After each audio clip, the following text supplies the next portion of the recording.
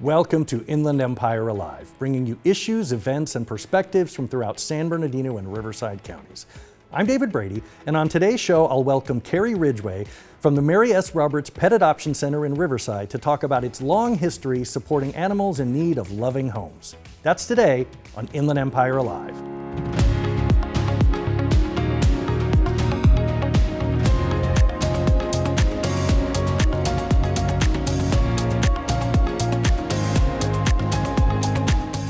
Well, I'm delighted to welcome my next guest.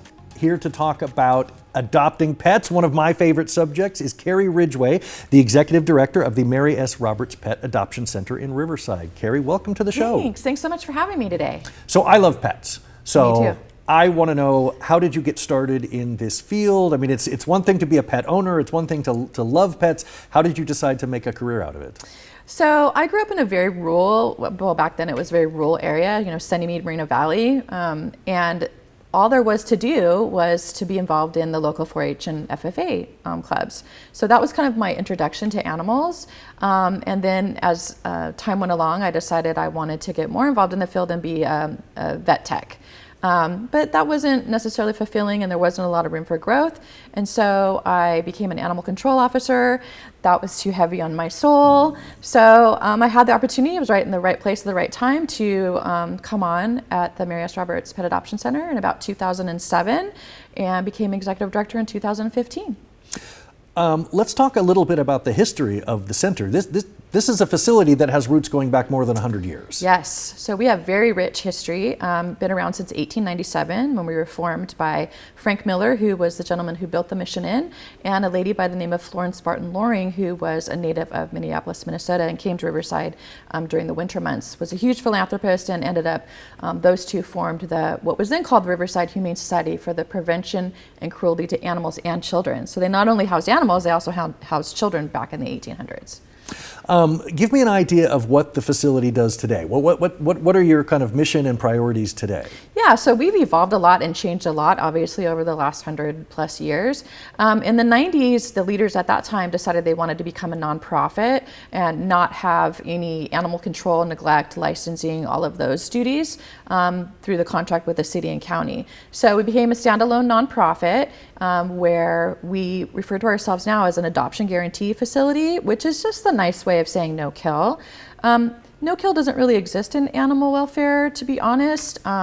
There are times when we have to euthanize, when animals are sick, when they're right. Danger. There are some animals that are not adoptable, that are ill, they're injured. Absolutely. So we don't have very many of those because we're a limited entry facility, which means that when animals come to us, they have to pass a health and behavior assessment. Because we are a nonprofit, we have limited resources, so we can't take all that come to us, and we don't do any licensing or take in stray or lost animals. So we pride ourselves in that model.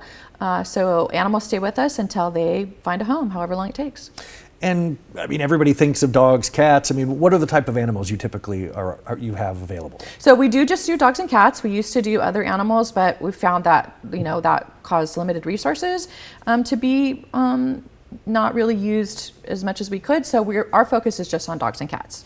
And when folks are deciding where to go to look for a pet to adopt, how does your facility differ from, like you mentioned, municipal animal shelters and the types that operate in cities? So we don't have a waiting period. Once a dog or a cat comes into our, can't leave the cats out. Once they come into our care, they stay with us until a home is found. So we never euthanize for space or time, and there is no reunification process, meaning that's why we don't take lost and stray animals, because we want them to have the opportunity to get reunited with their owner, should that be the case. And then for folks that are considering adopting their first pet, what are some of those considerations that they may not be aware of? What are those really key things you wish people would focus on in making that very critical decision to bring someone into their life, into their family? Well, first, to those who want to adopt a puppy, I would say, are you sure? Because puppies are a lot of work, right? So we're fortunate where we have a really great staff. We call them adoption counselors, and those folks will help you if you come in, if you're interested in adopting a cat or a dog. They'll ask you questions like, what is your lifestyle? Are you active? Are you looking for an animal that's just going to cuddle with you? Do you want to go on hikes? And then we help you make that fit. Do you find that people are aware of the different characteristics of animals, that, dogs need to be walked, cats have different need, that there are certain things that people may not know from having grown up watching dogs in the movies and on TV and think, oh, it's a real simple job? Yeah, sure. It's a huge responsibility, right? It's taking on the responsibility for another life. And I think the biggest thing when people come to us is they're looking for a specific animal in the way it looks, its physical appearance. And I just want people to know that, especially now, it's a really tough time for animal shelters across the country, and especially in our region. Riverside County has the highest intake and the highest euthanasia rates in the nation. So when you're coming to an animal shelter, be open, and there's possibilities. There's even purebred animals that we have there. So just be open to the possibility and realize that you are taking on a responsibility. We'll be back talking with Carrie Ridgway of the Mary S. Roberts Pet Adoption Center after these messages. The City of San Bernardino has implemented a new low-cost sidewalk vending program in hopes of expanding opportunity for community members to start sidewalk vending safely and lawfully.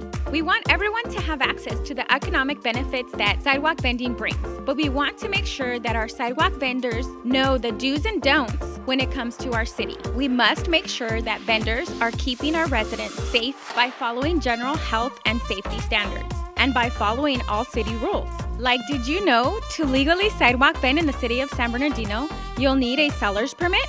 What about the $1 million general liability insurance that you are required to have? Don't let this scare you. When all is said and done, the cost of the annual permit will either be $64 or $154. We want to help in every way we can when it comes to vendors lawfully running and growing their small businesses. But those who operate without the proper permits can and will be cited. Citations can run anywhere from 100 to a misdemeanor, and repeated violations can result in the confiscation of items needed to sidewalk vend. We do not want this to be you. So, if you have any questions or concerns regarding the new sidewalk vending program, please call us at 909-384-5035, where staff will help you navigate your way to becoming a safe and permitted vendor in our city.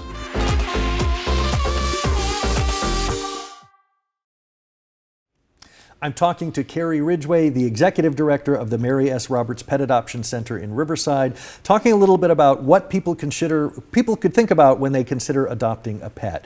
What are some of the things that you send pets home with? Do they get shots? Are they spayed and neutered? I mean, what are they leaving your facility with? So the state of California has an ordinance that no pet can leave an animal shelter, if it's not been spayed or neutered. So we do all of that. They're spayed, neutered. They receive age-appropriate vaccines, microchip, flea treatment, deworming, and then we have a little retail area inside the lobby of our center that allows folks to purchase, litter, food, toys, leash collar, those kinds of things. So they're all set. They're ready to go. Some people think, well, I'm adopting an animal. Why do I have to pay a fee?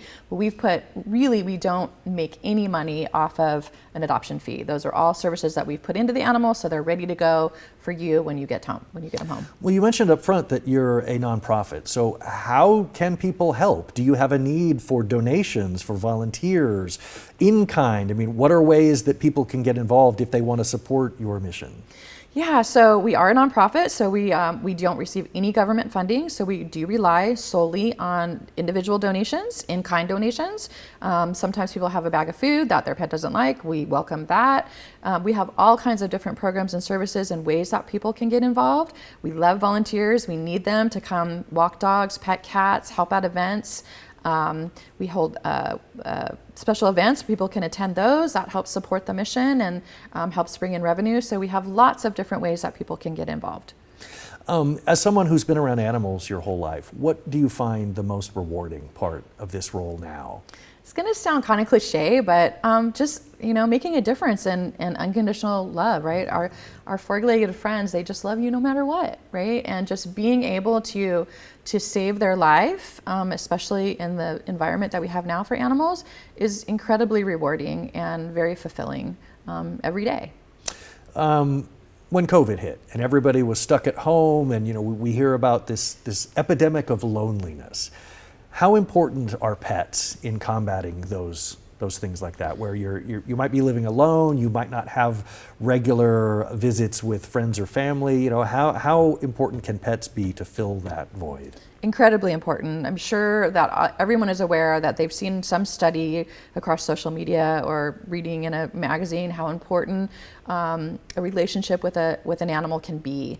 I know for me, I live alone, and when I get home at night, what's the first thing I do? I talk out loud to my dogs, right? I ask them how their day was. They greet me, right? Do you have a special voice that you talk to your dog in? Of course. And they have 18 names, right? Yep. Of course. So they're vital. They're so important to our well-being and stress relieving, and just bring a sense of comfort and joy. Tell me a little bit about what can people expect when they visit the facility. Are you open for walk-ins? What are your typical hours and days? So we're open every day from 12 to 7, except for Tuesday. We are closed for Tuesday. That's when we do our deep cleaning and have our meetings and planning and all that kind of, stuff. But 12 to 7, you can come in. You do not need an appointment. All of our animals are available or are listed on our website. We have what's called an open adoption model, which means it's a conversation that we have with you on the kind of pet that you're looking for. So we don't put pressure. We try not to judge, your intentions. Does every member of the household need to be present? Nope, absolutely not. We don't believe in having barriers to pet adoption. We want to remove as many barriers as possible. There are some organizations that kind of get in their own way with having landlord checks and everybody has to be present in the family. We don't do that. A good home is what we're striving for. So come in, take a look. We'll have you meet the pet and have a conversation with you, and then you'll just do a brief transaction with us and off you go. You mentioned the word landlord. So many people do not own. What are considerations that people should be thinking of if they rent and they want to adopt? So there's many animals that are good candidates for people who are renters. Cats are good, even some large dogs that are not very active.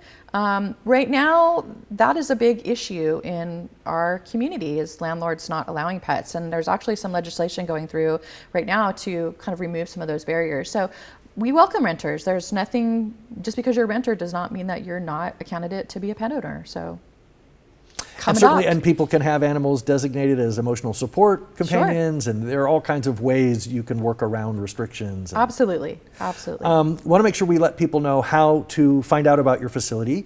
The website is great name, petsadoption.org. Kudos to you for getting that address. And you are located at 6165 Industrial Avenue in Riverside. What are some other things you wish people would know about the facility, that if they didn't know that you were around, they only thought that they were these city shelters? Yeah, sure. So the biggest thing for me is that we are much more than just an animal shelter. We have so many programs and services. We have a summer camp. We have kids camp that we run for 8 weeks. We're coming up with an event on the 4th of July where we're having folks come in and read to pets to keep them calm. We are having Barktoberfest in October where you can come sample, the local beer of the Inland Empire. Just lots of fun things other than just an animal shelter. So we have lots of channels on Facebook and Instagram and TikTok and all those things where you can find out all of the fabulous things that we do. So if you're looking for that wonderful forever friend, you want to go to petsadoption.org. Carrie Ridgway, it's been a pleasure. We'd love to have you back on the show, perhaps with some animals on a future visit. That would be wonderful. I foster kittens myself, so I love pets. So thank you so much for being on the program. Thank you so much for having me.